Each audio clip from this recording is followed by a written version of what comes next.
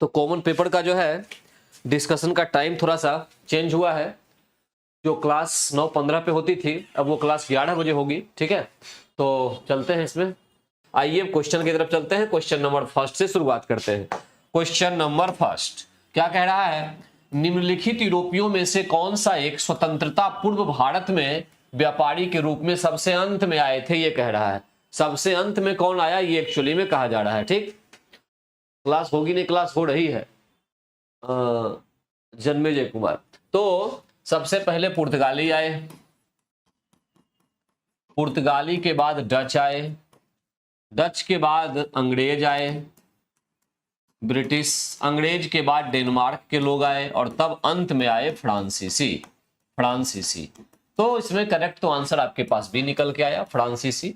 ये आपको पूरा सीरीज याद रखना पड़ेगा। ठीक है, इसमें से पुर्तगाली जो है, इसमें पुर्तगाली का Francisco de Almeida, Francisco de Almeida ये जो है पहला वायसराय था, प्रथम वायसराय, प्रथम वायसराय था जिसने ब्लू वाटर पॉलिसी जो है उसको अपनाया था।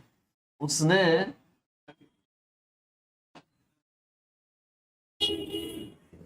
ब्लू वाटर पॉलिसी जो है इसकी शुरुआत एक्चुअली में इसी ने की थी। ठीक है, ब्लू वाटर पॉलिसी की। फ्रांसिस्को डी अल्मेडा के बाद दूसरा महत्वपूर्ण जो था वो अल्बुकर्क था, अल्बुकर्क। और अल्बुकर्क के द्वारा क्या किया गया था? गोवा को जीता गया था। गोवा को जीता गया था किससे? बीजापुर के शासक यूसुफ आदिल शाह से। ठीक, तो ये दो पॉइंट आप याद रखेंगे फ्रांसिस्को डी अल्मेडा और अल्बुकर्क के बारे में। पुर्तगाली जब भारत आए तो भारत आने के बाद वो क्या क्या साथ लाए? आलू लेके आए, टमाटर की जानकारी भारत को मिली, तंबाकू की जानकारी भारत को मिली, तंबाकू की जानकारी, प्रिंटिंग प्रेस की जानकारी मिली भारत को, प्रिंटिंग प्रेस, और जहाज निर्माण के बारे में जानकारी मिली थी। इतने पॉइंट से पुर्तगाली का याद रखिएगा। ठीक है, अंग्रेज में दो व्यक्ति का याद रखना है। एक तो कैप्टन हॉकिंस का, कैप्टन हॉकिंस जो आया था जहांगीर के दरबार में, जहांगीर के दरबार में आया था, कंपनी का राजदूत बन के आया था। इसे इंग्लिश खान की उपाधि दी गई थी जहांगीर के द्वारा, इंग्लिश खान की उपाधि दी गई थी। और दूसरा एक सर टॉमस रॉ आया था, सर टॉमस रॉ आया था। ठीक है, और सर टॉमस रॉ जो था ये जेम्स प्रथम का दूत बन के आया था, जेम्स प्रथम का दूत बन के आया था, दूत बन के आया था। अंग्रेज ने अपनी जो पहली फैक्ट्री है ये सूरत में स्थापित की थी। सूरत में प्रथम फैक्ट्री जो है स्थापित की गई थी, प्रथम फैक्ट्री स्थापित की गई थी। ठीक, फ्रांसीसी जो है, फ्रांसीसी में सबसे महत्वपूर्ण फ्रांसिस मार्टिन है। फ्रांसिस मार्टिन जो गवर्नर था, मार्टिन, और मार्टिन के द्वारा, फ्रांसिस मार्टिन के द्वारा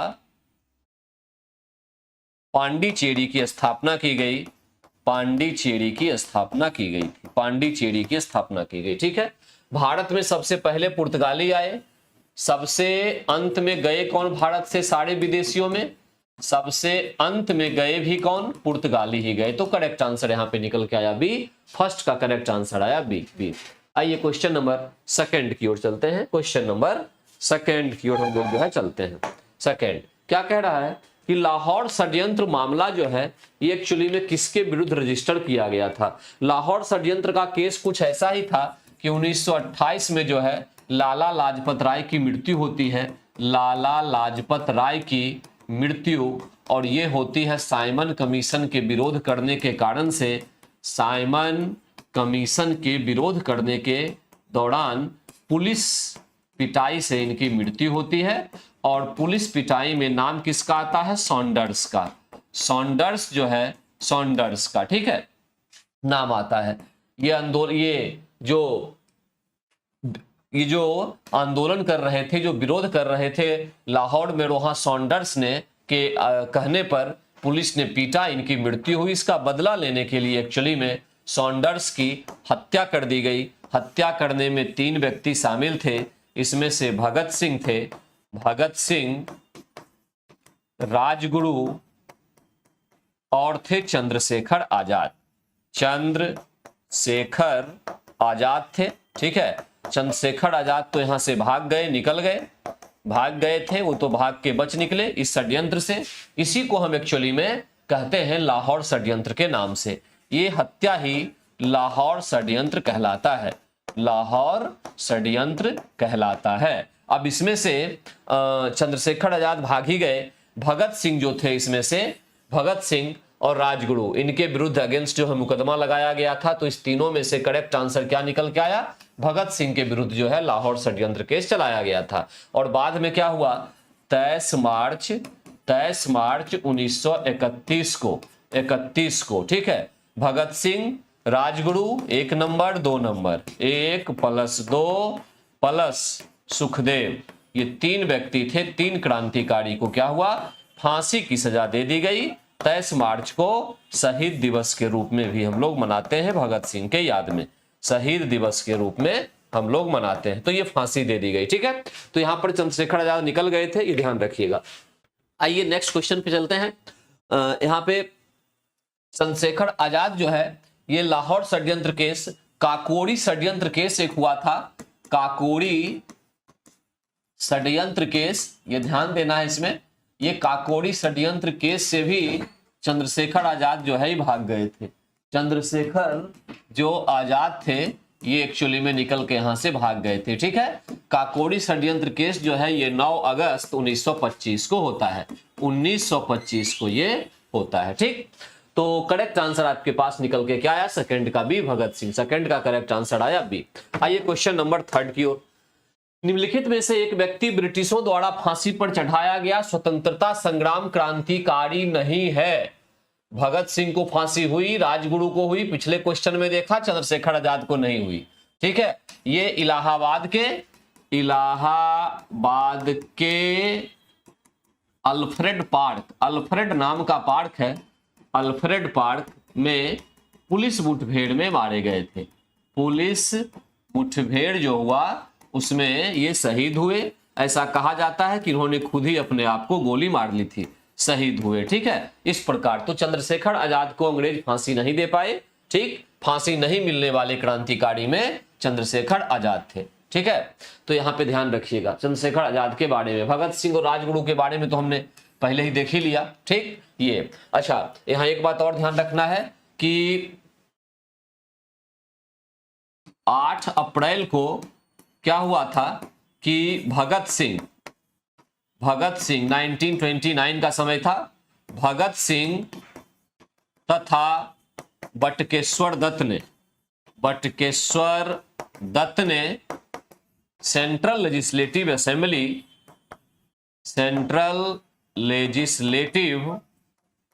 असेंबली में बम फेंका था। तो क्वेश्चन आएगा कि भगत सिंह के साथ बम फेंकने वाले कौन थे? तो वो थे बटुकेश्वर दत्त, ठीक है। बिहार से क्रांतिकारी थे बटुकेश्वर दत्त, ठीक। यहां पर ध्यान रखिएगा कि सेफ्टी बिल तथा डिस्प्यूट बिल पे चर्चा हो रही थी। डिस्प्यूट बिल पर चर्चा हो रही थी जब बम फेंका गया था, चर्चा हो रही थी जब बम को फेंका गया था। करेक्ट आंसर निकला सी, करेक्ट आंसर 3rd का सी, ठीक। भगत सिंह के साथ कौन थे? तो बटुकेश्वर दत्त थे। क्वेश्चन नंबर 4 पे आइए। 1908 में अंग्रेजों द्वारा कैद कर लिए जाने पर बाल गंगाधर तिलक को कहां भेजा गया था? 1908 में अंग्रेज द्वारा बाल गंगाधर तिलक को कैद किया गया। आपको पता होगा कि 1908 में क्या हुआ था कि खुदीराम बोस तथा प्रफुल्ल चाकी, ये जो 2 क्रांतिकारी हमारे देश के हैं, प्रफुल्ल चाकी ने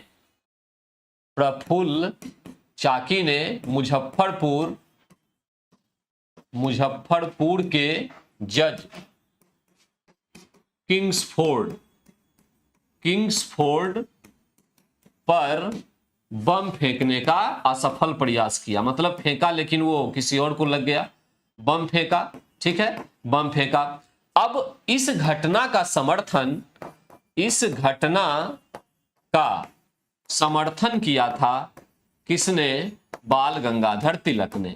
और वो समर्थन का रिजल्ट ये निकला कि अंग्रेजों ने इनको अरेस्ट किया और अरेस्ट करने के बाद इनको मांडले जेल भेज दिया गया था। मांडले कहां? बर्मा, बर्मा यानी अभी का म्यांमार, वहां पर इनको भेज दिया गया था, ठीक है। और वहां पर जो है ये रहे थे, लगभग 6 वर्षों तक इनको कैद करके रखा गया था। बाल गंगाधर तिलक ने गीता रहस्य जैसी पुस्तक लिखी थी। गीता रहस्य उनकी एक प्रमुख पुस्तक है, ये बाल गंगाधर तिलक के द्वारा लिखी गई थी। और ये भी ध्यान रखना है कि महाराष्ट्र में आज जो आप गणेश उत्सव देखते हैं, उसके जनक, गणेश उत्सव के जनक कौन थे? वो बाल गंगाधर तिलक ही थे 1893 में। फिर इन्होंने युवाओं को जोड़ने के लिए अपने में आंदोलन के साथ शिवाजी उत्सव को अभी प्रारंभ किया था 1895 में, 93 और 95, ठीक है। ये तो कुल मिला के 4 का करेक्ट आंसर हमारे पास निकला सी। करेक्ट आंसर 4 का क्या निकला? सी निकला, मांडले जेल। हाँ, गीता रहस्य, सही, ओके। आइए आते हैं क्वेश्चन नंबर 5 पे। थियोसॉफिकल सोसाइटी के संस्थापक निम्न में से कौन है? थियोसॉफिकल सोसाइटी के बारे में मैं पहले भी कई बार चर्चा कर चुका हूं। टेस्ट देने का और टेस्ट ज्वाइन करने का और डिस्कशन करने का यही लाभ मिलता है कि एक ही बातें कई बार आपके दिमाग में रिपीट होके बिल्कुल स्टेबल हो जाती है। 1875 1875 में न्यूयॉर्क में मैडम ब्लावत्स्की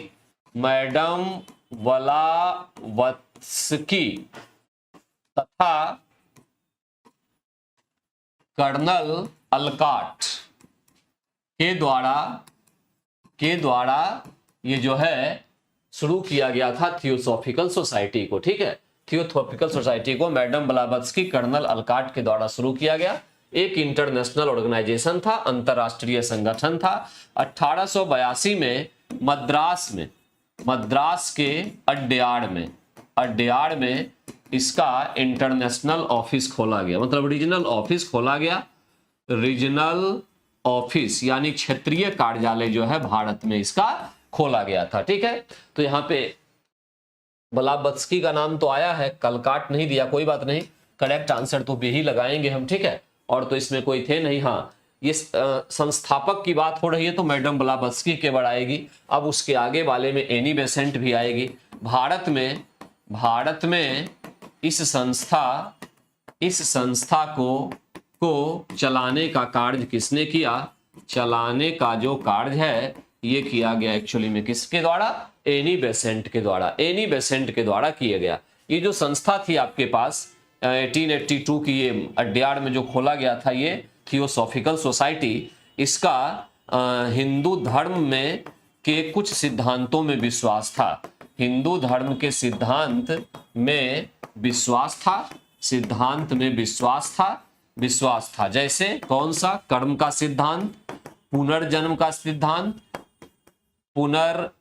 सिद्धांत, इस सब का समर्थन जो है मुख्य रूप से ये संस्था करती थी, ठीक है। इसके साथ साथ स्वशासन के लिए भी इसने काम किया था, कार्य किया था, ठीक है।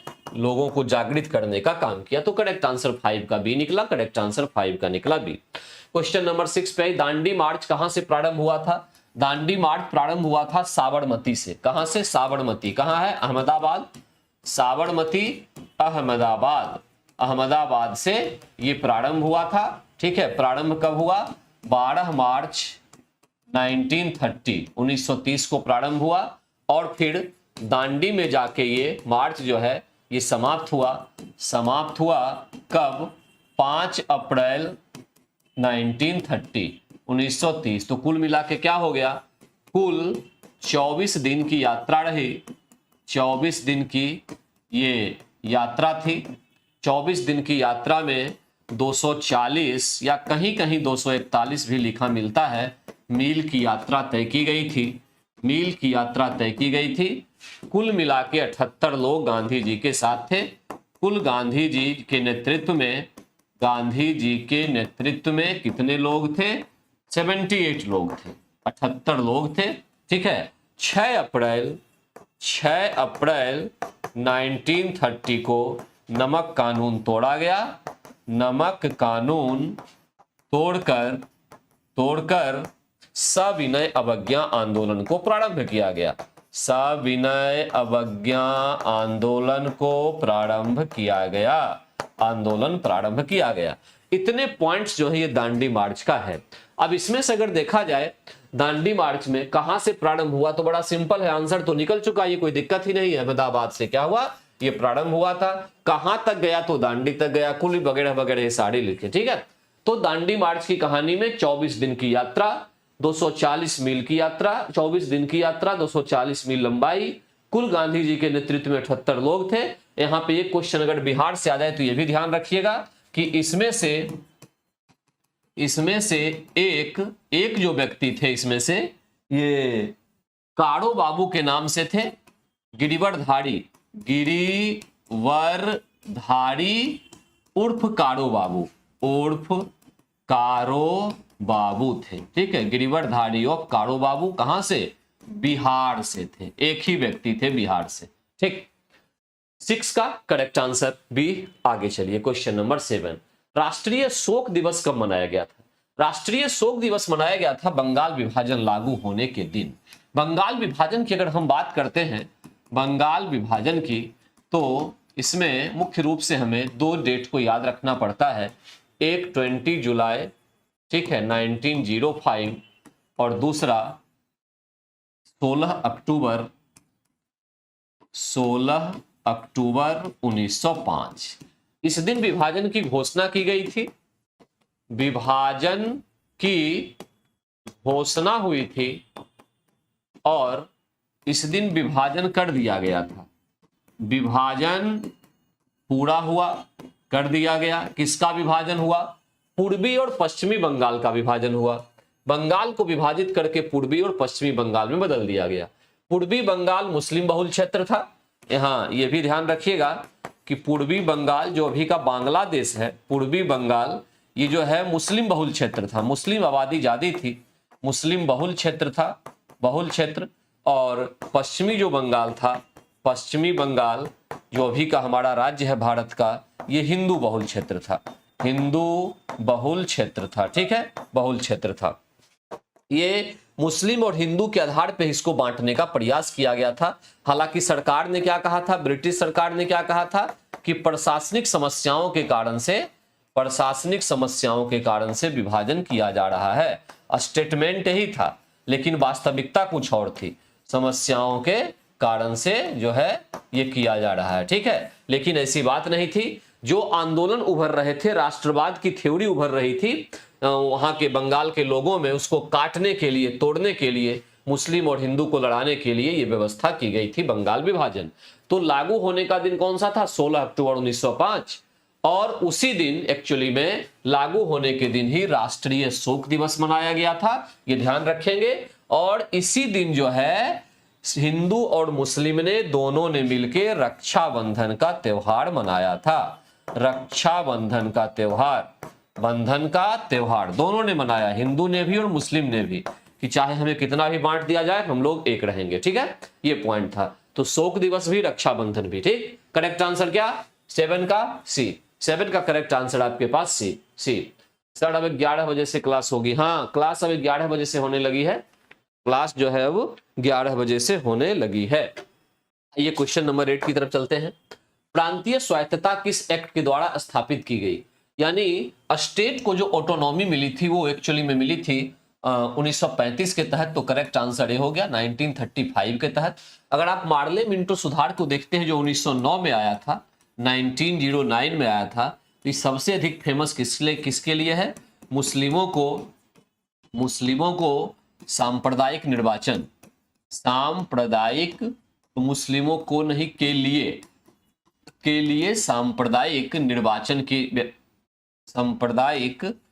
निर्वाचन की व्यवस्था, ये जो की गई थी ना निर्वाचन की व्यवस्था, ये सबसे जो है इसका पॉपुलर था। ठीक, मुस्लिमों के लिए सांप्रदायिक निर्वाचन की व्यवस्था इसका सबसे महत्वपूर्ण पॉइंट था।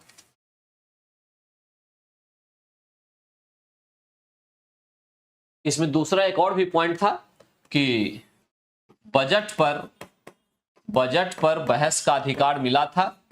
बहस के साथ साथ पूरक प्रश्न पूछने का अधिकार मिला था। पूरक प्रश्न पूछने का अधिकार ये भी दिया गया था। तो विधायिका को कुछ मजबूत बनाने का प्रयास 1909 में एक्चुअली में किया गया था। मॉन्टेग्यू चेम्सफोर्ड सुधार जो आता है ये 1919 में आता है और इसका एक तो सबसे महत्वपूर्ण कार्य क्या था, प्रत्यक्ष निर्वाचन की व्यवस्था। प्रत्यक्ष निर्वाचन जो है इसकी शुरुआत की गई थी इसी में, पहली बात ये। दूसरी बात ये, जो सांप्रदायिक निर्वाचन मुस्लिमों के लिए था उसको यहां बढ़ा के कर दिया गया था ईसाई, सिख, यूरोपियन तथा एंग्लो इंडियन के लिए क्या किया गया, एंग्लो इंडियन के लिए सांप्रदायिक निर्वाचन की व्यवस्था की गई थी। और तीसरा एक महत्वपूर्ण काम किया गया था कि राज्यों में द्वैध शासन की व्यवस्था की गई थी। डायरची, राज्यों में द्वैध शासन, जिसको डायरची भी कहते हैं, डायरची की व्यवस्था की गई थी किसमें, 1919 में। जब 1935 का एक्ट आया तो इसमें पहला परिवर्तन क्या हुआ, ये वाला हो गया। डायरची जो द्वैध शासन था, द्वैध शासन ये राज्य में समाप्त कर दिया गया और केंद्र में इसकी शुरुआत हो गई। एक तो पॉइंट ये हो गया, ठीक है, एक पहला। दूसरी बात ये हो गई कि भारत को एक संघ के रूप में शामिल किया गया, बनाया गया। दूसरा इंपॉर्टेंट पॉइंट ये था। तीसरा पॉइंट क्या था, तीसरा पॉइंट ये था कि आरबीआई की स्थापना की व्यवस्था की गई। चौथा पॉइंट था एक फेडरल कोर्ट की व्यवस्था करना, फेडरल कोर्ट, और ये 1930 में स्थापित हुआ था। 1937 ये 1935 में स्थापित हुआ था, ठीक है। इतने सारे पॉइंट्स जो हैं ये 1935 के एक्ट के तहत यहाँ पे किए गए थे, ठीक है। तो करेक्ट आंसर रेट का क्या निकल के आ रहा है आपके पास, 1935, जिसमें प्रांतीय स्वायत्तता को स्थापित किया गया था। आइए क्वेश्चन नंबर 9 की तरफ चलते हैं। उत्तरी पूर्वी मानसून से सबसे अधिक वर्षा प्राप्त करने वाला राज्य कौन है। उत्तरी पूर्वी मानसून से सबसे अधिक वर्षा प्राप्त करता है कौन, तमिलनाडु, ठीक है। छोटे से क्षेत्र में ये जो है मानसून प्रभाव डालती है। और सबसे अधिक वर्षा भारत किससे प्राप्त करता है, भारत सबसे अधिक वर्षा दक्षिण पश्चिम मानसून से प्राप्त करता है। मानसून से प्राप्त करता है किससे, दक्षिण पश्चिम मानसून से। अब दक्षिण पश्चिम मानसून की अगर बात की जाए, दक्षिण पश्चिम मानसून की तो इसके हम 3 हिस्से बनाते हैं। एक प्री मानसून कहलाता है, प्री मानसून यानी मानसून से पहले। एक तो मानसून हो ही गया, और एक होता है रिट्रीटिंग मानसून, मानसून का लौटना कहते हैं इसको। तीनों से अलग अलग टाइप से वर्षा होती है। प्री मानसून से कुल 10% लगभग वर्षा होती है। मानसून से भारत में कुल वर्षा का 74% प्राप्त होती है। बाद बाकी जब मानसून लौट रही होती है सितंबर अक्टूबर का टाइम, तो लगभग 13% वर्षा प्राप्त होती है, ठीक है। मानसून के लौटते समय जो वर्षा है वो एक्चुअली में आंध्र प्रदेश, तमिलनाडु जो है के तटीय भागों में वर्षा होती है। आंध्र प्रदेश में अभी हो जाएगी अक्टूबर में, और तमिलनाडु जो है यहाँ नवंबर दिसंबर में बारिश होगी, ठीक है, ठंड के मौसम में। तो क्वेश्चन ये भी आ सकता है कि ठंड के मौसम में जो बारिश होती है तमिलनाडु वगैरह में, वो किस प्रकार की वर्षा है, तो लौटते हुए मानसून की वर्षा होती है, लौटते हुए मानसून की, ठीक है। प्री मानसून की जो वर्षा 10% होती है, इसको चेरी ब्लॉजम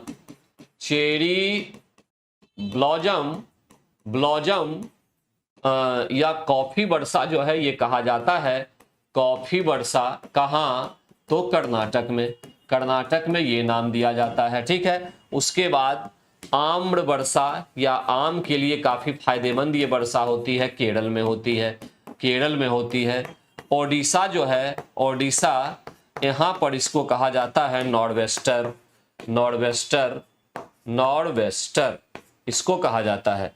और कुछ इसको पश्चिम बंगाल में, पश्चिम बंगाल में इसी को कहते हैं काल बैसाखी, काल बैसाखी। ठीक है, तो ये सारे कौन है, ये सारे आपके प्री मॉनसून के हैं। ठीक है, अलग अलग नाम इसका होता है, अलग अलग फसल अलग अलग राज्यों में होती है, और ये बारिश वहां काफी प्रॉफिट देती है, फायदा देती है। इसलिए 9 का करेक्ट आंसर आपके पास निकल के क्या आ गया, सी आ गया। 9 का करेक्ट आंसर सी आ गया।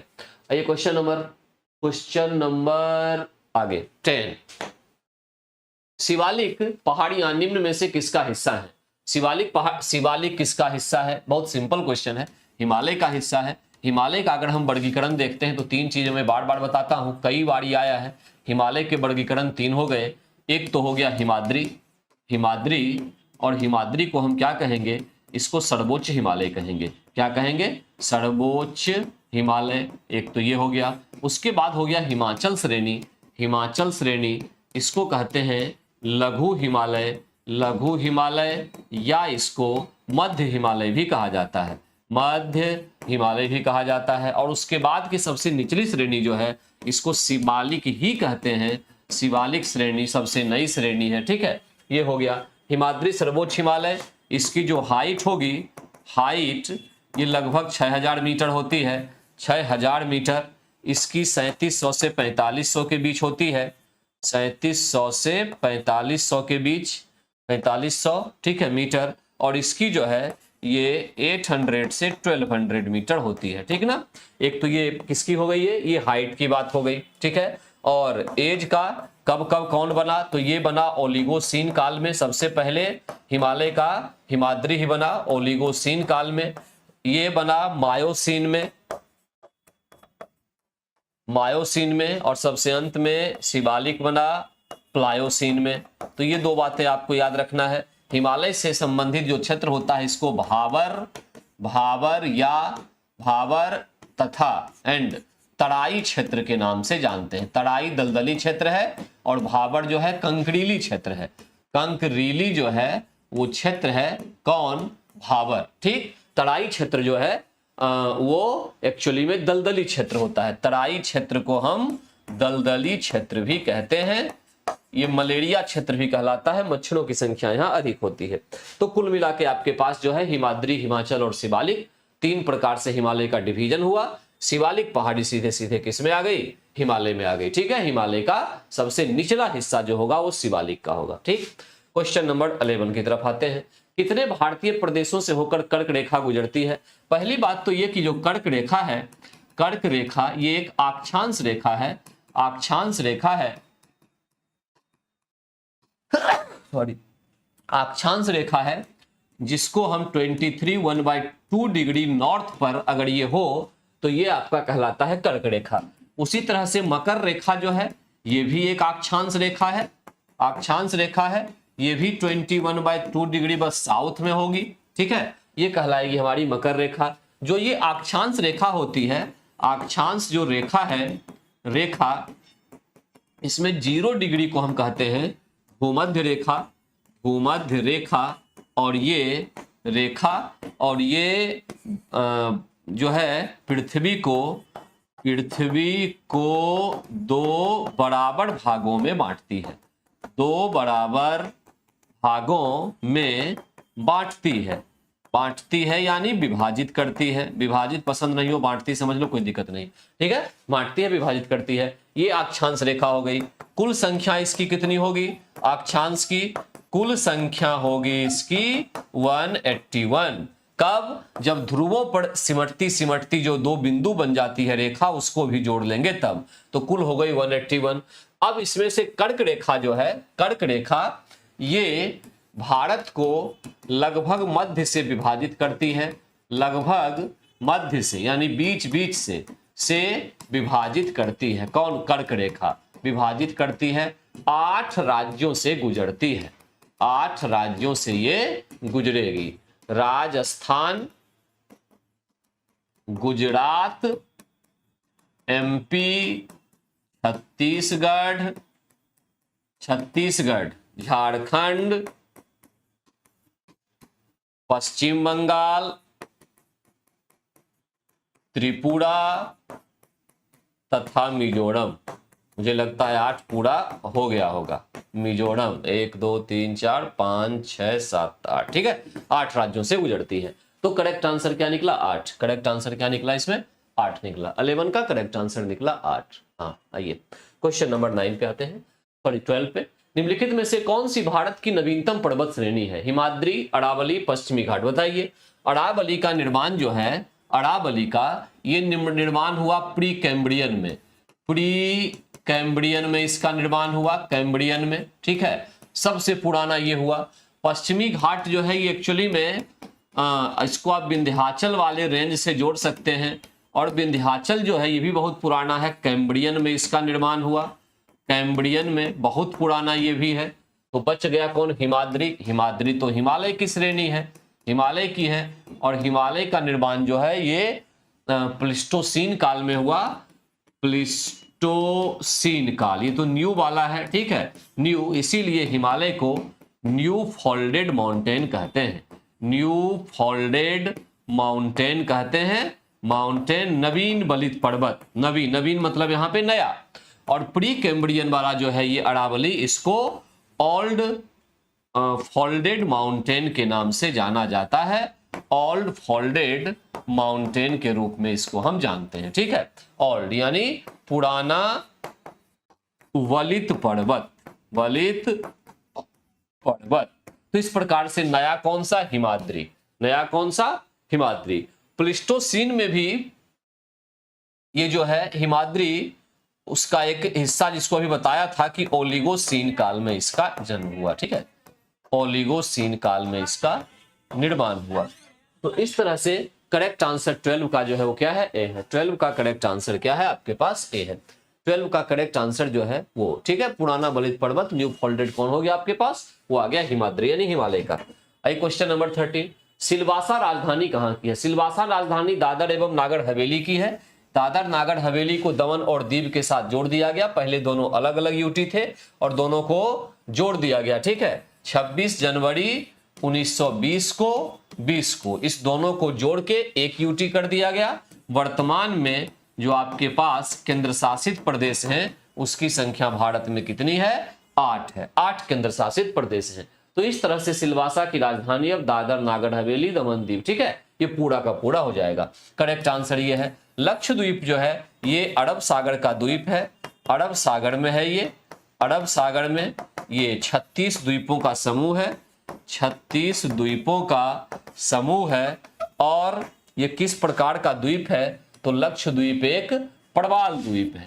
पड़वाल द्वीप है लक्षद्वीप, ठीक है। अरब सागर में 36 द्वीपों का समूह है। अरब सागर का सबसे बड़ा द्वीप कौन है? सबसे बड़ा द्वीप जो है, बड़ा द्वीप, ये एक्चुअली में मिनिकॉय है। मिनिकॉय जो है अरब सागर का सबसे बड़ा द्वीप है। मिनिकॉय पर जो है क्या होता है? महल भाषा बोली जाती है। कौन भाषा? महल भाषा बोली जाती है। और अगर मिनिकॉय को छोड़ दें तो पूरे लक्षद्वीप के जितने भी द्वीप हैं इस पर, सभी द्वीपों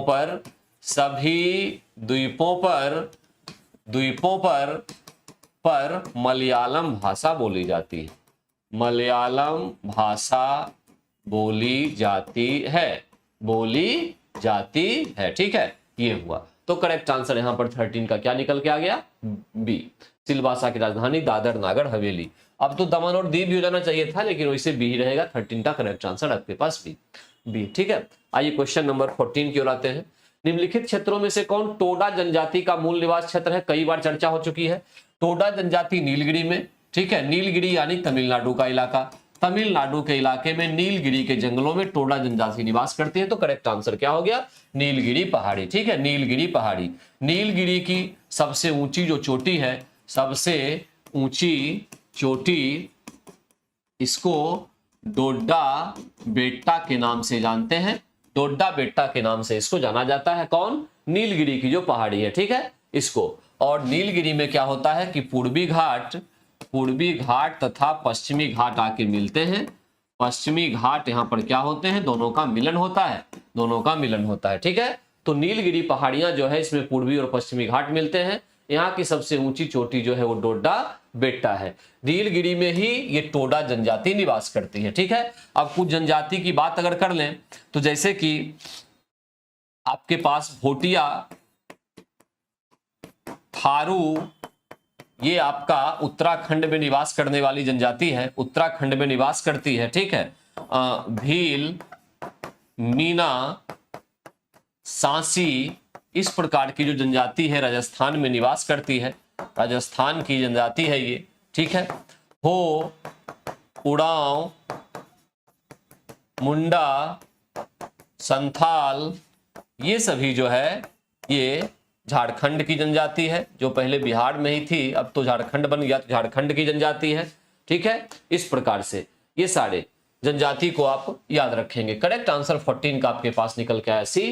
करेक्ट आंसर 14 का क्या निकला, सी निकला। भारत में शरदकालीन वर्षा के क्षेत्र कौन कौन से हैं? भारत में शरदकालीन में वर्षा कब होती है? शरदकालीन में जो वर्षा होती है ये होती है शीतोष्ण कटिबंधीय चक्रवात से। शीतोष्ण कटिबंधीय चक्रवात से वर्षा होती है, चक्रवात से। ये शीतोष्ण कटिबंधीय चक्रवात जो है कहां उठता है? ये मुख्य रूप से भूमध्य सागर में उठता है, बहुत लंबी दूरी तय करके आता है भारत भूमध्य सागर में।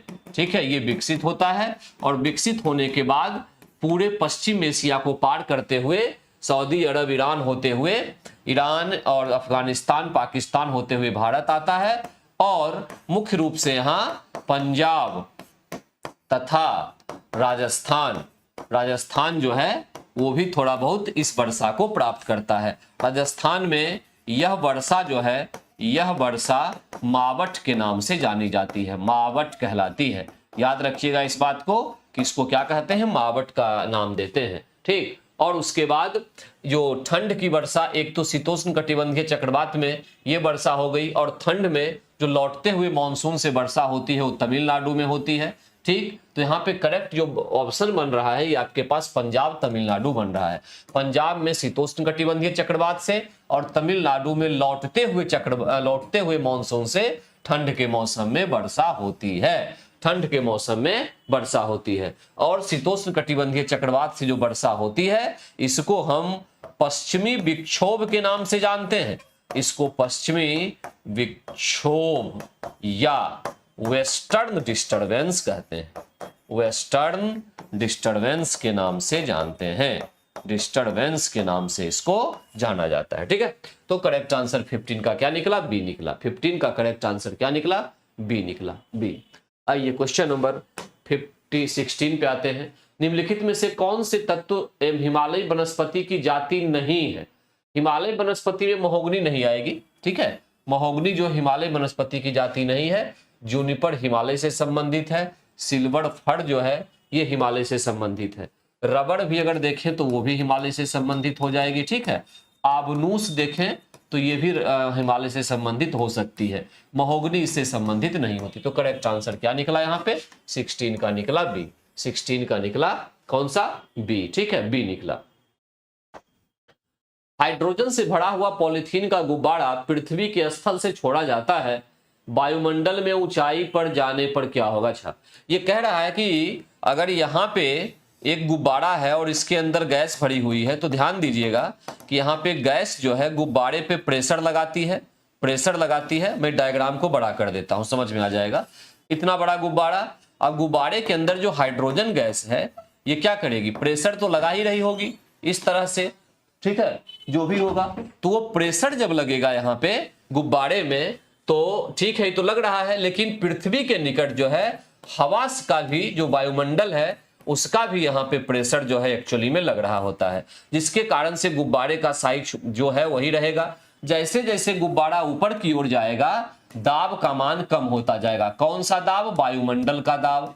वायुमंडल जो है, वायुमंडल दाब का जो मान है वो कम होता जाएगा, और ये वाला जब कम होगा बाहर से अंदर तो अंदर से बाहर वाला तो एक तरह से जो लग रहा है वो क्या करेगा, बैलून को फैलाएगा। तो ऊपर जाने के बाद जो है बैलून के आकार में वृद्धि होगी और ये क्या होगी, फैलेगी, क्योंकि ऊपर जो हवा का दाब होता है वो घटता चला जाता है।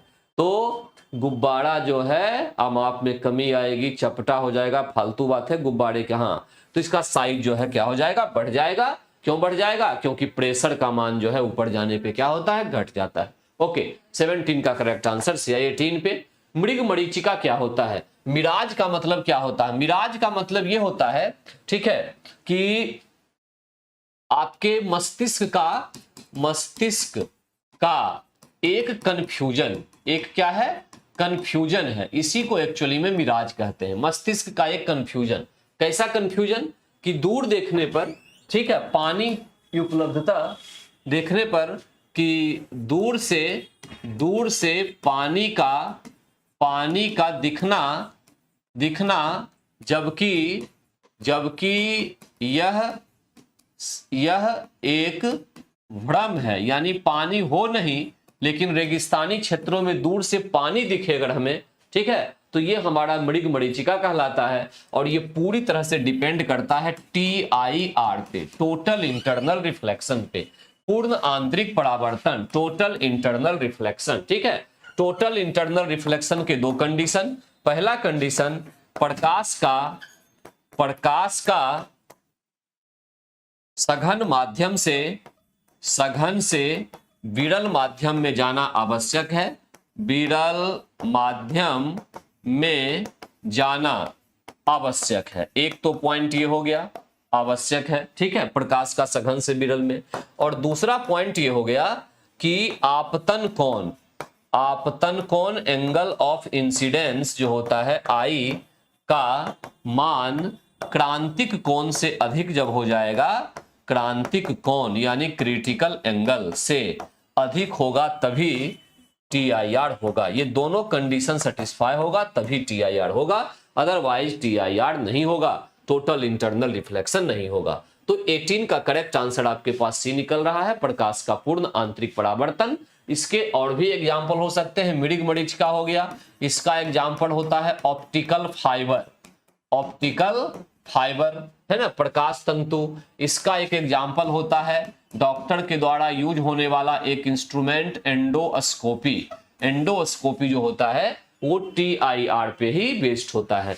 आइए क्वेश्चन नंबर 19 की ओर चलते हैं। बहुचर्चित गॉड पार्टिकल क्या है? गॉड पार्टिकल एक्चुअली में जो है ये कुछ है ही नहीं, गॉड नाम का कोई पार्टिकल नहीं होता। इसको विज्ञान में हिग्स बोसॉन पार्टिकल कहते हैं, ठीक है। यहाँ पे एक वैज्ञानिक थे पीटर हिग्स और SC बोस, जो ये भारत के वैज्ञानिक थे।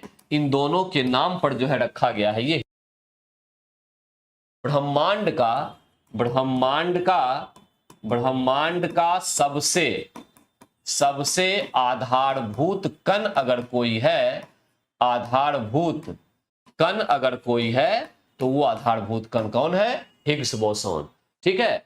किसी भी चीज को तोड़ेंगे, एक इलेक्ट्रॉन को तोड़ के अगर ढूंढना चाहे क्या मिलेगा, तो वो हिग्स बोसॉन से बना हुआ है। एक आदमी किससे बना हुआ है? हिग्स बोसॉन से बना हुआ है, ठीक है। इसको मीडिया के द्वारा नाम दिया गया था गॉड पार्टिकल।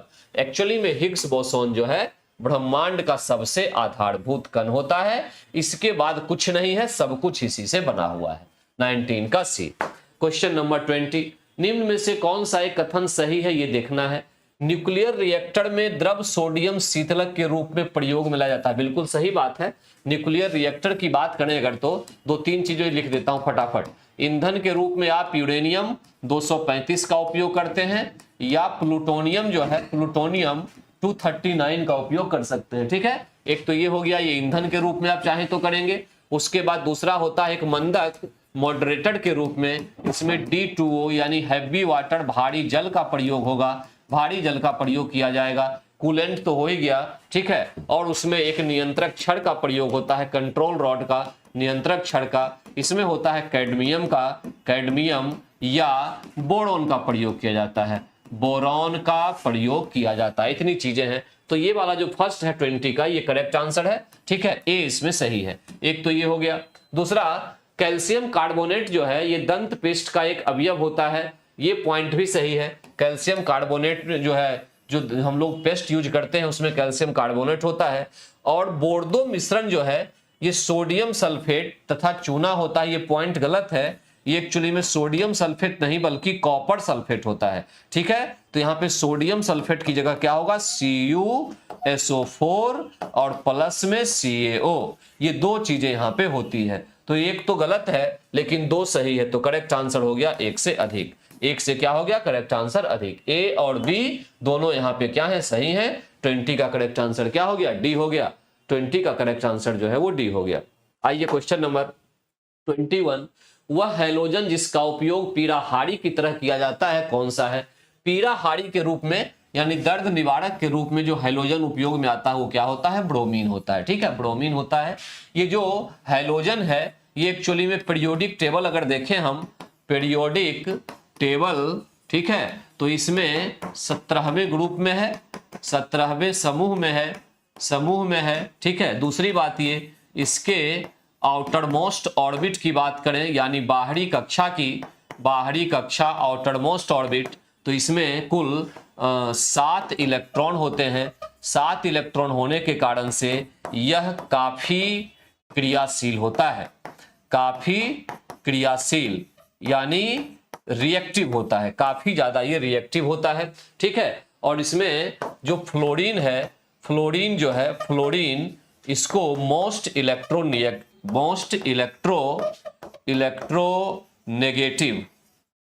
इलेक्ट्रोनेगेटिव जो है तत्व कहा जाता है, सबसे ऋणात्मक। ठीक है, फ्लोरीन को। तो इस तरह से 21 का करेक्ट आंसर हमारे पास भी निकला। हैलोजन की इतनी प्रॉपर्टी होती है। ठीक, आइए क्वेश्चन नंबर 22 की ओर। कार के बैटरी में प्रयोग होने वाला अम्ल कोमल है। कार की बैटरी में प्रयोग होने वाला अम्ल कौन सा होता है, सल्फ्यूरिक अम्ल। इसीलिए इसको बैटरी एसिड भी कहते हैं, बैटरी अम्ल भी कहा जाता है। ठीक है, बैटरी की बात अगर करें तो बैटरी दो प्रकार की हो गई। एक बैटरी को आप प्राइमरी के नाम से जानते हैं, प्राथमिक, एक को सेकेंडरी के नाम से जानते हैं, द्वितीयक। प्राइमरी बैटरी का मतलब जो बार बार चार्ज ना हो, चार्ज नहीं हो, एक बार आपने उपयोग किया फिर उसको फेंकना पड़ेगा, प्राइमरी। सेकेंडरी जिसे बार बार चार्ज किया जाए, जिसे बार बार चार्ज किया जा सके, चार्ज किया जा सके। जैसे ये जो आपके पास कार की बैटरी, जैसे में आ गया वाहन की जो बैटरी होगी, वाहन की जो बैटरी है ये एक्चुअली में क्या है, तो ये देखा जाए तो सेकेंडरी बैटरी का उदाहरण है और इसमें सल्फ्यूरिक अम्ल का जो है उपयोग किया जाता है। तो 22 का करेक्ट आंसर क्या आ गया, सी आ गया। 22 का करेक्ट आंसर सी। आइए क्वेश्चन नंबर 23, उड़ने वाला स्तनपायी कौन है, फ्लाइंग ममल्स कौन है। ये क्वेश्चन कई बार आता है। ये चमगादड़ है। चमगादड़ अपने में से क्या करता है, अल्ट्रासोनिक वेव निकालता है, अल्ट्रासोनिक वेव, पराश्रव्य तरंग ये निकालता है। कौन, चमगादड़। इसी चमगादड़ को देख के दो प्रकार के इंस्ट्रूमेंट बनाए गए, चाहे वो रडार हो चाहे वो सोनार हो। ठीक है, ये दोनों जो बनाए गए थे इसी के आधार पे बनाए गए थे। चमगादड़ को प्राकृतिक रडार भी कहा जाता है, प्राकृतिक रडार भी कहा जाता है। किसको, चमगादड़ को कहा जाता है। ठीक है, रडार में रेडियो तरंग का उपयोग होता है, रेडियो तरंग का, और सोनार में जो है यही अल्ट्रासोनिक या पराश्रव्य तरंग का उपयोग किया जाता है। इसको पराश्रव्य तरंग भी कहते हैं। ठीक, जिसकी फ्रीक्वेंसी 20,000 से ज्यादा होती है। आइए क्वेश्चन नंबर 24 पे, लौंग पौधे के निम्नलिखित में से किस भाग से प्राप्त होता है। लौंग जो है ये कली है। ठीक है, वही कली सूखती है, बड है फ्लावर का, और इसी से लौंग की प्राप्ति होती है। तो करेक्ट आंसर जो आपके पास निकला सी। ठीक है, लौंग जो है ये कली से प्राप्त होती है, कली से प्राप्त होती है। ठीक, तो 24 का करेक्ट जो आंसर है ये टी है। अब आइए नेक्स्ट क्वेश्चन पे,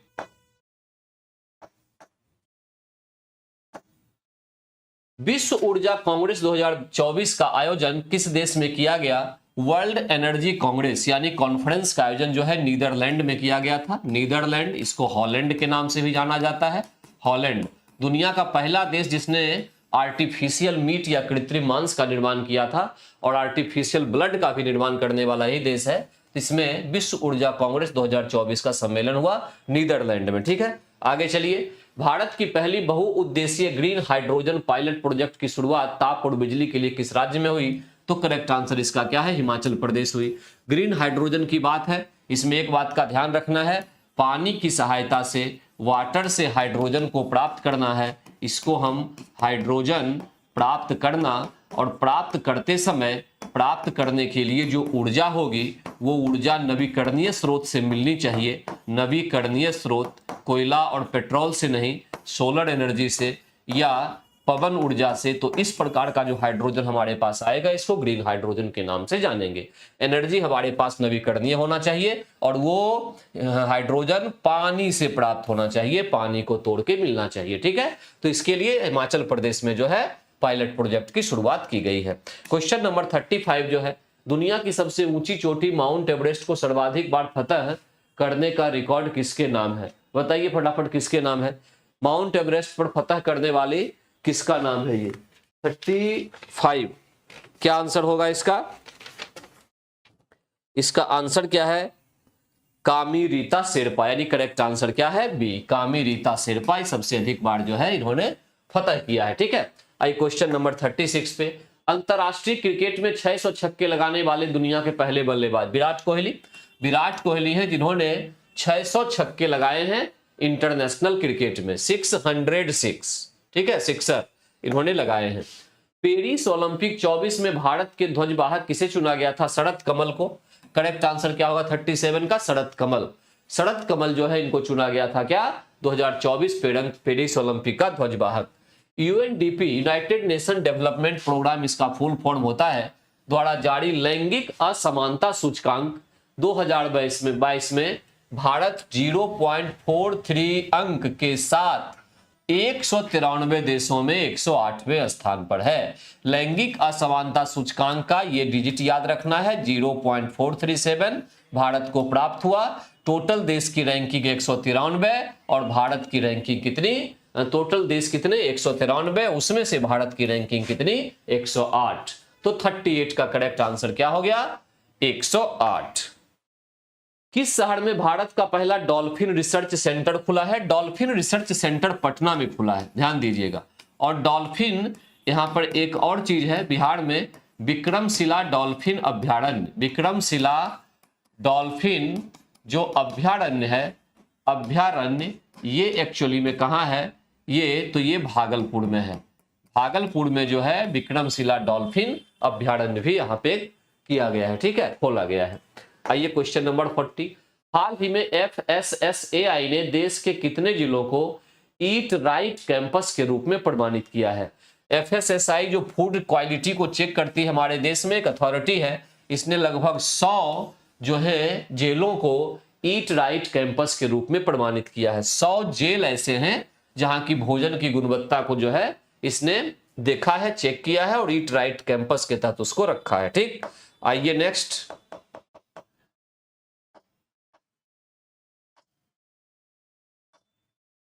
जैव विविधता को परिभाषित किया जाता है। जैव विविधता किसी पर्यावरण में विभिन्न प्रजातियों की श्रेणी, किसी पर्यावरण में रोजाना और मौसमी परिवर्तन, एक प्रजाति की दूसरी प्रजाति से भिन्नता। करेक्ट आंसर ये है, ठीक है। किसी पर्यावरण में विभिन्न प्रजाति की जो श्रेणी है इसी को हम कहते हैं जैव विविधता, जैवों में विविधता, ठीक है, जैव विविधता कहा जाता है। दो बात इसमें याद रखना है, जैव विविधता पृथ्वी पर सबसे अधिक पाई जाएगी कहां? भूमध्य रेखा के निकट, भूमध्य रेखा के निकट मैक्सिमम जैव विविधता होगी और मिनिमम जैव विविधता इसके बिल्कुल अपोजिट होगी, यानी ध्रुवों पर पाई जाएगी। पोल्स पर जो है ये मिनिमम जैव विविधता पाई जाती है, ठीक है। भूमध्य रेखा पर जैव विविधता अधिक होने का जो कारण है, तापमान, वर्षा, वायु में परिवर्तन, ये परिवर्तन काफी अधिक होता है, जिसके कारण से विभिन्न प्रकार के जीव जंतु अपने तरीके से पर्यावरण के साथ संयोग करके बदलते हैं अपने रूप को और कई प्रकार की विविधता वहां दृष्टिगोचर होती है, दिखती है, ठीक है। ध्रुवों पर ऐसा कुछ होता नहीं है, इसीलिए यहां पर 2-3 ही प्रकार के जीव मात्र पाए जाते हैं, पेड़ पौधे भी नहीं होते। तो करेक्ट आंसर 48 का क्या निकला? ए निकला, ठीक है, जैव विविधता। जैव विविधता दिवस पर क्वेश्चन अगर आ जाए तो जैव विविधता दिवस जो है ये 22 मई को मनाया जाता है, ये भी आपको याद रखना है, 22 मई को मनाया जाता है।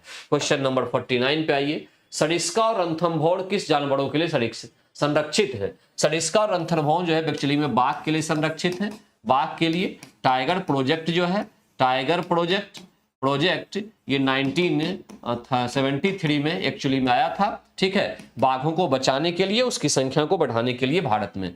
तो ये दोनों जो है बाघ से संबंधित है। और एलिफेंट प्रोजेक्ट भी हमारे देश में आया है, एलिफेंट प्रोजेक्ट जिस पर क्वेश्चन सबसे अधिक आता है दोनों पे, ये 1992 में आया था, 1992 में, ठीक है। हाथी प्रोजेक्ट आया था हाथियों को बचाने के लिए, ठीक। तो करेक्ट आंसर है 49 का क्या, सी, 49 का सी। और सबसे अंत में, निम्नलिखित में से कौन सा विश्व का सबसे बड़ा ग्लोबल कार्बन उत्सर्जक है, यानी जो सबसे अधिक कार्बन का उत्सर्जन करता है वो कौन सा देश है? बिना किसी डाउट के वो क्या होगा, चीन होगा। पूरी दुनिया के कुल निर्यात, जितना पूरी दुनिया निर्यात करती है अपने सामान को अपने यहां बना के, उसमें 10% कवरेज रखता है China all over the world में। इंडिया कितना रखता है? इंडिया का कितना है निर्यात के मामले में? 1.2%, ठीक है, यही है बस। तो 10% का रखता है, काफी अधिक मात्रा में कार्बन का उत्सर्जक है, ठीक है। कार्बन कटौती के लिए, कार्बन में कटौती, उत्सर्जन जो है कम हो, कटौती के लिए क्या किया गया? क्योटो प्रोटोकॉल लाया गया था। क्योटो प्रोटोकॉल लाया गया था जापान के क्योटो शहर में 1997 में, ठीक है, ये लाया गया था। तो यहां तक आपने देखा कि करेक्ट आंसर 50 का क्या है, बी है। करेक्ट आंसर क्या है, बी। तो आज का जो है ये क्लास यही हम लोग खत्म करते हैं, अगले क्लास में फिर मिलेंगे। मैथ्स के सर आए हुए हैं, अब मैथ का डिस्कशन आपका होगा। तब तक के लिए थैंक यू वेरी मच। पहला प्रश्न आपका 25 नंबर से है, ध्यान से सुनने के प्रयास करेंगे मेरे प्यारे मित्र। बोला गया है एक समान भार के 50 बक्से एक कैरी वैन में चढ़ाए गए, अंतर प्रत्येक 105 किलोग्राम वाले, क्या बोला गया है, 105 किलोग्राम वाले 5 अन्य बक्सा भी चढ़ाए गए, जिससे सभी 55 बक्सों का औसत भार 95 किलोग्राम हो गया। तद अनुसार पूर्व चढ़ाए गए 50 बक्सों में प्रत्येक का भार कितना था, मतलब औसत पूछा है। जो 50 बक्सा आप पहले चढ़ाए थे उसकी औसत भार क्या है, अब इसकी मान आपको बताना है मेरे प्यारे मित्र। अब समझोगे, ये बहुत अच्छा प्रश्न है, एवरेज का प्रश्न है, औसत का प्रश्न है। एक बात बताओ, 5 बक्सा जब चढ़ाए गए तो हो गया टोटल, पहले 50 था, आज हो गया 55, तो 55 का औसत भार कितना हो गया, 95। तो योगफल कितना होता है, योगफल होता औसत गुना संख्या, 95 गुना 55 करेंगे तो ये टोटल बक्सा का भार आ जाएगा औसत। ये औसत है 95 और कुल बक्सा 55 है। एक बक्से का भार 95 है तो 55 बक्सा का क्या होगा, कुल आ जाएगा। कुल औसत कितना होगा देखोगे तो सर 95 गुना 55 करेंगे तो 25 25 9 5 45 1 47, ये आप इसको जोड़ लोगे तो जोड़ने के बाद देखिए कितना आ रहा है, ये 5 7 5 12 4, ये 12 होगा और ये कितना हो जाएगा 5। तो कुल भार आ गया 5225। टोटल का टोटल 55 बक्सा का कुल भार आ गया आपका कितना, 55 बक्सा का कुल भार आ गया 5225 किलोग्राम। लेकिन मेरे प्यारे मित्र 5 बक्सा बाद में आया था, अगर इस 5 बक्सा को 55 में से 5 को घटा दिया जाए तो 50 बक्सा का टोटल योगफल बचेगा। तो एक बक्सा का बताओगे कितना भार है, तो 105 है और 5 बक्सा आपके पास है तो कितना हो जाएगा, 25 25 और ये 5, 525 किलोग्राम अगर घटा देते हैं इससे तो 12 में से 5 जाएगा 7, 4700 केजी आया। तो ये किसका आया, तो यही 50 बक्से का आया। और आपका औसत होता है प्रत्येक बक्सा का भार हो जाएगा, मतलब औसत हो जाएगा योगफल बटा संख्या। तो योगफल इतना आ गया टोटल का और संख्या 50 बक्से का, इसको काट दोगे, इसे काटोगे तो 9 5 45 4 5 20, तो 94 केजी आ जाएगा। कितना आएगा मेरे प्यारे मित्र, 94 केजी पर बक्सा आएगा। बोलिए समझ में आया या नहीं आया? अच्छा प्रश्न था। ये बताओगे, बोला गया एक दूध विक्रेता के पास 3 तरह के दूध क्रमशः 403, 465 एवं 496 गैलन है। कम से कम बोतल की संख्या ज्ञात करें जिसे मिश्रित किए बगैर संपूर्ण दूध पूर्णतः मापा जा सके। कहने का इसका अर्थ हुआ कम से कम बोतल की संख्या अगर आपको चाहिए तो एक बोतल में अधिक से अधिक दूध रखोगे, जैसे अधिक से अधिक आया समझ जाओगे HCF पूछा है तो बोतल बताओगे दूध जो है क्रमशः कितना कितना है, तो सर 403, 465 और 496 गैलन है। मेरे प्यारे मित्र अधिक से अधिक एक बोतल में अधिक से अधिक दूध रखो तो देखो क्या कॉमन हो सकता है। तो इसमें एक ही संख्या कॉमन दिख रहा है 31, 31 कॉमन लोगे, 31 एक आभास संख्या है, इसी का कॉमन होगा, ये कॉमन होगा। 31 एक ही 31, 31 93, ये हो जाएगा 13 बार में। ये बताओगे यहाँ से क्या 31 अगर बाहर निकाले हो तो क्या बचेगा यहाँ पे सर? 1 बचेगा, यहाँ से 5 हो जाएगा 15, यहाँ से सर क्या बचेगा? तो सर 6 बचेगा, 16 बचेगा, ठीक है 16 बचेगा। मेरे प्यारे मित्र, एक बोतल में 31 गैलन, कहने का अर्थ हुआ इतना दूध आएगा। तो अगर एक बोतल में अधिक से अधिक इतना ही दूध आ सकता है जो कि समान मात्रा में सभी जगह होगा जो बोला गया, तो बोतलों की संख्या पहला में 13 बोतल की जरूरत पड़ेगा, दूसरे में जो है 15 बोतल की जरूरत पड़ेगा और तीसरे में 16 बोतल। तो सभी बोतल को इसको जोड़ दोगे तो यही संख्या आ जाएगा, बोतलों की संख्या आ जाएगा। अगर प्रत्येक बोतल में दूध की मात्रा पूछा जाता तो 31 होता, क्या होता? 31 गैलन होता। आप बता दोगे, जोड़ोगे, बोतलों की संख्या पूछा गया है तो 13 बोतल पहला से आएगा, 15 बोतल की जरूरत दूसरे मतलब दूध के लिए पड़ेगा और 16 बोतल के लिए तीसरे दूध के लिए पड़ेगा। सभी को जोड़ दोगे, 6 5 11 4 14, अब ये जोड़ोगे तो कितना हो जाएगा? 44। आंसर क्या हो जाएगा? सी। आंसर क्या होगा? सी हो जाएगा। चलिए अब इस क्वेश्चन को बनाने के प्रयास करेंगे आप। मेरे प्यारे मित्र, बोला गया है ए और बी दो धनात्मक पूर्णांक इस प्रकार है कि a पर पावर b है बराबर में 125 है। 125 को लिख सकते हो 5 पे पावर 3, मतलब a की मान 5 और b की मान 3 आ गया। तो अब यहां से a की मान 5 है तो 5 में से अगर 3 जाएगा, b की मान 3 है तो क्या बचेगा? 2, और पावर में a प्लस b मतलब 5 और 3 8, 8 में से 4 जाएगा तो 4 होगा। 2 पे पावर 4 कितना होता है? 16 होता है। आंसर क्या हो जाएगा? ए होगा। आंसर क्या हो जाएगा? ए होगा। चलिए आगे बढ़ते हैं, आगे बढ़ते हैं। ये बताओगे, बोला गया किसी पिकनिक पार्टी के प्रत्येक सदस्य ने उतने ही रुपए, बोला गया उतने रुपए के दुगने रुपए दिए जितना सदस्य होगा, जितने की कुल सदस्य थे। इस प्रकार कुल 3042 रुपए एकत्र हुए। पार्टी में उपस्थित सदस्यों की संख्या क्या थी? एक बार बताओगे, अगर पार्टी में टोटल x सदस्य उपस्थित होगा तो प्रत्येक सदस्य उसका दुगुना लिया जाएगा।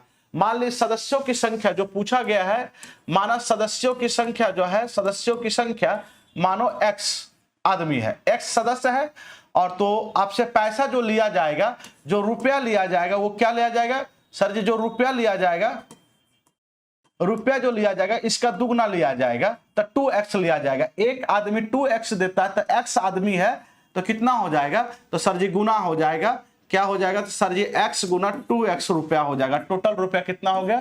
तो ये हो गया 1542। 2 से कटेगा, ये 1521 हो जाएगा। तो x स्क्वायर की मान आ गया 1521, तो x की मान हो जाएगा ये 39। 39 का वर्ग होता है 1521, तो वर्गमूल निकालोगे 1521 का तो 39। तो हमारे सदस्यों की संख्या कितना था? 39। और कितना रुपया प्रत्येक सदस्य दे रहा था? तो 39 की डबल कितना हो जाएगा? तो सर जी 9 दूनी 18, 3 दूनी 6, 78 रुपया देगा। एक आदमी 78 रुपया पे करेगा। चलिए आ जाइए, अब देखो इससे इसमें गुना करना है। ये बहुत ही बेहतरीन प्रश्न है, याद रखना हमेशा, जब बड़ी संख्या में किसी छोटी संख्या से गुना करना हो, ये 4 अंकों की सबसे बड़ी संख्या है और 4 अंकों या 5 अंकों या 10 अंक रहे, किसी भी संख्या अगर 9 9 रहे और इस 9 9 में किसी भी संख्या से गुना करना रहे तो सीधा याद रखना है कि जो अदर संख्या उसमें एक कम कर देना है। ये जो संख्या इसमें एक कम करना है, कितना हो जाएगा? 67, 42 है तो 41 हो जाएगा। और ये जो आया इसी को 999, जो भी संख्या बड़ी संख्या उसमें से घटा दो, तो 9 में से 1 जाएगा तो 8 होगा, 9 में से 4 जाएगा तो 5 होगा, 9 में से 7 जाएगा तो 2 होगा, और 9 में से 6 जाएगा 3। यही आपका आंसर हो गया, डायरेक्ट आंसर आ जाएगा, यही आपका आंसर हो जाएगा। आंसर क्या होगा? आपका ए होगा। आया समझ में या नहीं आया? देखो एक और बताते हैं, जैसे 9 9 9 ये है, अब इसमें ये 32 से गुना करना है, तो इस संख्या में एक कम कर दो, 31 हो जाएगा, और इसी 31 को 999 से घटा देना है। तो सर जी 9 में से 1 जाएगा तो 8 होगा, 9 में से 3 जाएगा तो 6 होगा, इस 9 में से कुछ नहीं गया तो ये हो गया आंसर। समझो फिर से, ये संख्या है, अब ये वाला है, तो इसमें से एक कम करना, 6 7 8, 9 में से 1 जाएगा तो ये 8 होगा, कम कर दिए, 8 हुआ। अब इस 9 में से ये 8 जाएगा तो 1 होगा, 9 में से 8 जाएगा तो 1 होगा, 9 में से 7 जाएगा तो 2 होगा, 9 में से 6 जाएगा 3 होगा, इस 9 में से कुछ नहीं गया तो ये हुआ। उम्मीद करते हैं कि आप सीख गए होंगे, उम्मीद करते हैं कि आप सीख गए होंगे। अब ये बताओ, बोला गया है एक बर्तन वास में बोला गया ए और बी द्रव का मिश्रण दिया गया 4:1 है। ए बर्तन है और बी बर्तन, इसमें 4:1 है। द्रव ए है, द्रव बी है। यदि उस मिश्रण से 10 लीटर निकाल लिया जाता है तो 10 लीटर अगर माइनस भी करोगे ना तो हमारा अनुपात यही बचेगा, ये ध्यान रखना है। लेकिन अब निकाला गया तो 4:1 में 10 लीटर कम होगा। बोला गया उसी के स्थान पे द्रव बी को मिला दिया जाता है, अनुपात 2:3 हो जाता है। मेरे प्यारे मित्र, द्रव बी को मिलाए हो तो ए में कोई परिवर्तन नहीं होना चाहिए था, तो ए यहाँ 4 से 2 हो गया। आप ए को समान किया जाए तो ए को समान करने के लिए सीधा सीधे 2 से गुना करोगे तो 2 दूनी 4 हो जाएगा, 3 दूनी 6। तो देख रहे हो 1 से 6 हुआ, कितना मिलाए आप? तो सर जी 5 मिलाए। क्वेश्चन के अनुसार 10 निकाले थे और 10 बी ही डाल दिए थे, तो मतलब बी में 10 मिलाया गया और यहां से 5 मिलाया गया, मतलब ए 5 बराबर में 10 तो 1 बराबर में 2। टोटल क्वांटिटी नीचे से आएगा क्योंकि इसमें 10 लीटर कम है, निकाल लिए तो टोटल क्वांटिटी यहां से आएगा 6 4 10, टोटल क्वांटिटी यहां से आएगा तो 10 बराबर में हो जाएगा 20 लीटर। तो टोटल क्वांटिटी आपका 20 था, तो टोटल क्वांटिटी 20 था, लेकिन ए और बी का अनुपात 4:1 था, तो टोटल हो जाएगा 5 और 5 बराबर में 20 लीटर। तो 1 बराबर में कितना होगा सर जी? 1 बराबर में 4। तो पूछा गया ए द्रव्य कितना है, तो 4 है, तो 4 चौके 16 लीटर हो जाएगा। कितना हो जाएगा? 4 चौके 16 लीटर। यहां से डायरेक्ट निकालो तो गलत हो जाएगा, ये ध्यान रखना है। यहां से डायरेक्ट नहीं निकालना है, पहले इसको टोटल क्वांटिटी निकालेंगे, फिर टोटल के साथ इक्वल करेंगे और उसके बाद निकालेंगे। तो ए का क्या हो जाएगा? 16 लीटर हो जाएगा। ठीक है, चलिए आगे बढ़ते हैं। बोला गया श्वेता और हरीश 28,000 की आय के साथ एक परियोजना को पूरा किया और इस परियोजना में श्वेता 20 दिन के लिए काम करती है और हरीश 30 दिनों के लिए काम करती है। समय की चर्चा हुआ है तो समय बताओगे। एक श्वेता है और एक हरीश है, तो ये 30 दिनों के लिए काम पे आई और ये कितना दिनों के लिए, सॉरी, ये श्वेता जो है 20 दिनों के लिए काम पे आई और ये जो है 30 दिनों के लिए काम पे आई। और पर डे, एवरी डे,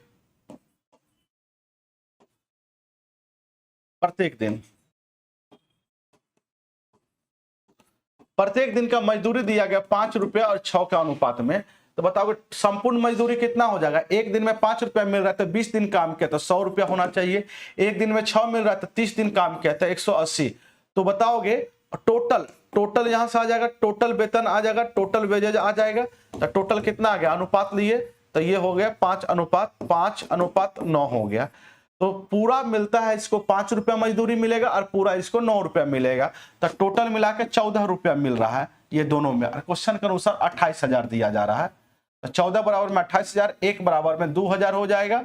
अब पूछा गया है क्या? श्वेता का हिस्सा कितना? तो श्वेता का हिस्सा 5 मिला, तो 5 बराबर में कितना हो जाएगा? तो 10,000। 5 बराबर में 10,000। ऑप्शन क्या हो जाएगा? बी हो जाएगा। चलिए आगे बढ़ते हैं। बोला गया है अन्य रीता से 5 गुना बड़ी है। अन्य और रीता, बोला गया अगर रीता 1 होगा तो अन्य 5 होगी। लगा 2 वर्ष में, मतलब 2 वर्ष की बाद में क्या हुआ कि अन्य 3 गुना हो गया, रीता से 3 गुना हो गया।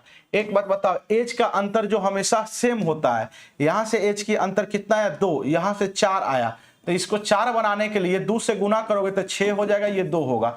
आप जानते हैं कि एज का अंतर हमेशा सेम होता है और रेशियो में किसी भी संख्या से गुना करने पे कोई दिक्कत नहीं आएगा। 1 से 2 हुआ, कितना बढ़ा? तो सर जी 1 वर्ष बढ़ा।